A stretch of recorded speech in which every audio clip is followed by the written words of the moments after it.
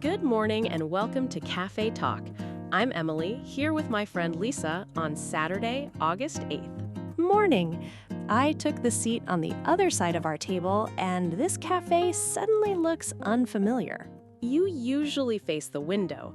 Today, you can see the chalkboard, the pastry case, and me trying to hide the last blueberry muffin. I knew the room had changed. The missing muffin was giving off suspicious energy. Nothing moved except you, but your view changed. Today's keyword is a fresh perspective, spelled A-F-R-E-S-H-P-E-R-S-P-E-C-T-I-V-E. I like that one. Sometimes one small move makes an ordinary place feel new again. That small move gave you a new way to see the room, and you noticed something you had missed before.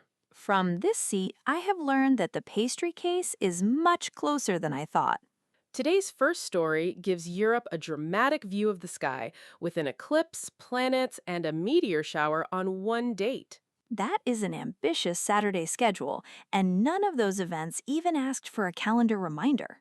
Then, McDonald's names a new president for its U.S. market, while reported sales numbers show a complicated picture. A new leader and a small percentage make people look at a familiar company more carefully.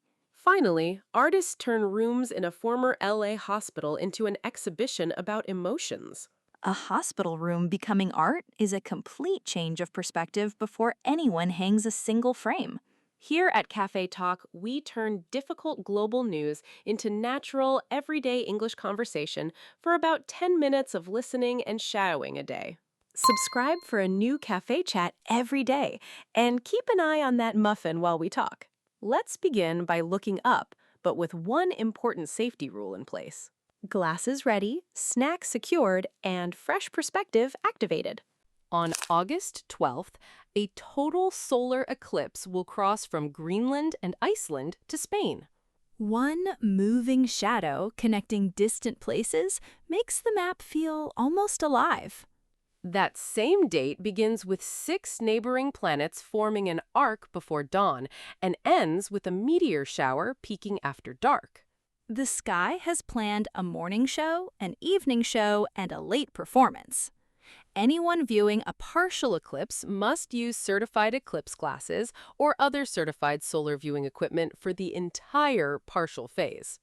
That safety note goes at the top of my list, above blanket, water, and something crunchy. The eclipse path moves south, and maximum totality on the ground can last up to 2 minutes and 18 seconds. 2 minutes sounds short until the daylight changes and everyone around you goes quiet. By the time totality reaches Spain, it will last about a minute and happen close to sunset. A low evening sun would make me choose my viewing spot very carefully, long before the event begins. Exactly. Total and partial are not interchangeable, even when most of the sun is covered. That is a useful reminder that 99% and 100% can feel like completely different worlds. During any partial phase, even a tiny visible part of the sun means the certified glasses stay on. No dramatic peeking, no brave squinting, and no trusting ordinary sunglasses with a specialist job. The 6-planet arc is before dawn, while the meteor shower peak comes after nightfall under a new moon. That gives the day a rhythm. Wake early, rest your neck, watch the eclipse safely, then look up again later. This story offers a fresh perspective on one ordinary day because daylight, planets, and meteors all ask us to notice the sky differently. And my Ordinary Wednesday has become a 3-part adventure with certified glasses and a responsible snack bag. McDonald's announced that Skye Anderson will become president of its U.S. business. A familiar restaurant can feel different when a new person takes the main seat in its biggest market.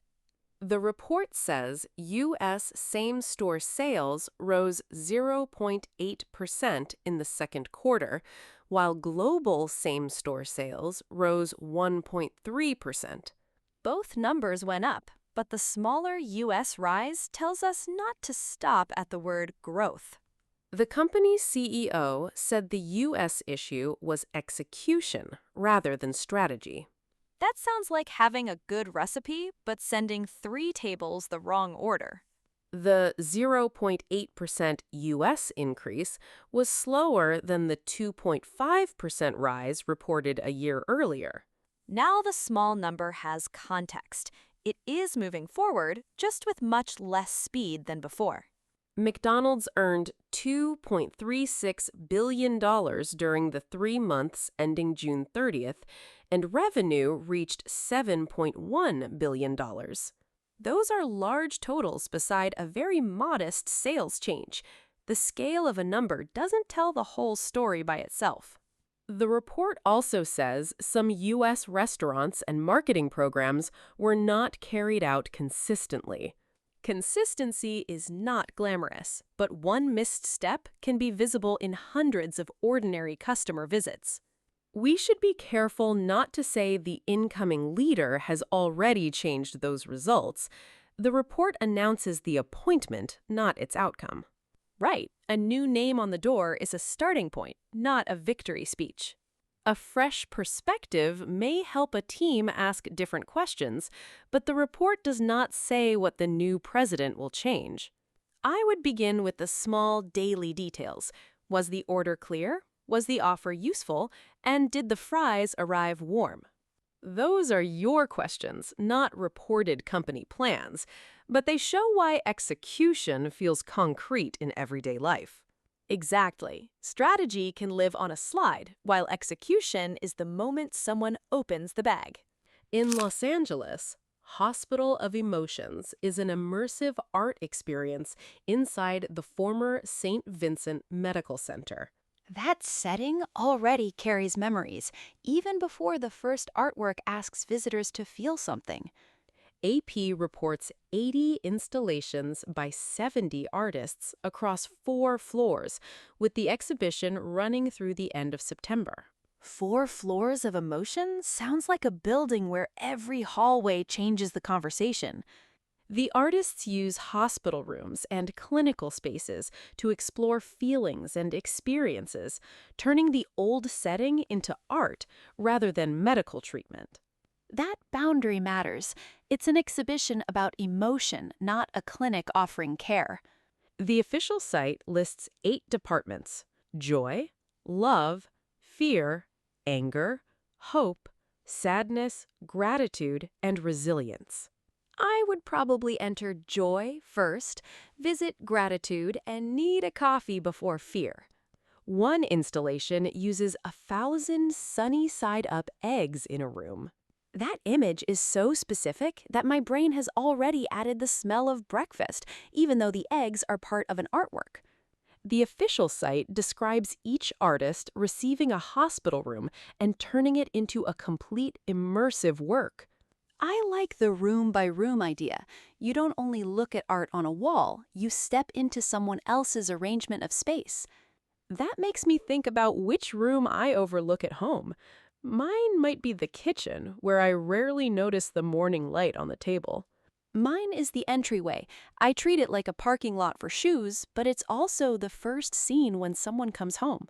That's the everyday power of perspective. The object can stay the same while your attention changes.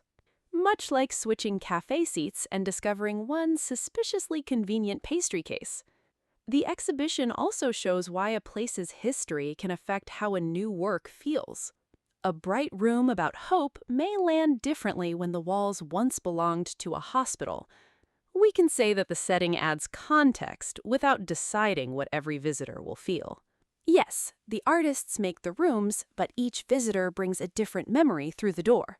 One date in the sky, one new leader, and one old hospital gave us 3 very different ways to reconsider what seems familiar. That convenient schedule in the sky, a small percentage that became business clue, and a hospital room became an artwork. That is why our key word was a fresh perspective, a new way of looking that helps us notice what we missed.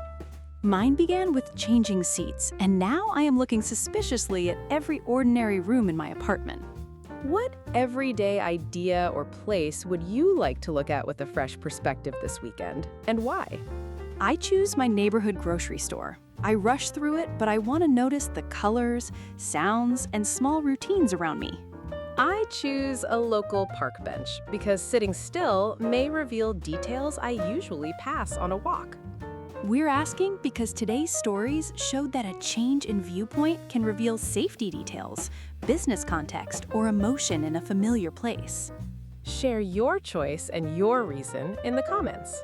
Any language is totally fine, and even just an emoji works. If this conversation gave you a fresh perspective, please like the episode and subscribe to Cafe Talk. Ring the bell too, so tomorrow's cafe chat finds its way to you. Thanks for spending part of your Saturday with us. See you tomorrow from whichever side of the table gives you the best view.